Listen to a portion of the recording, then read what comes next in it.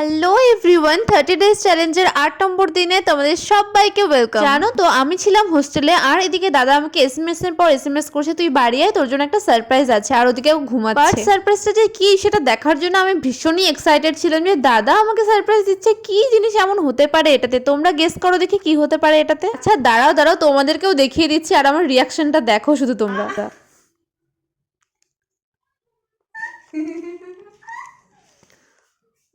বাহ, আমি চকলেট দিছি না, তুই ট্যাডি দিলি।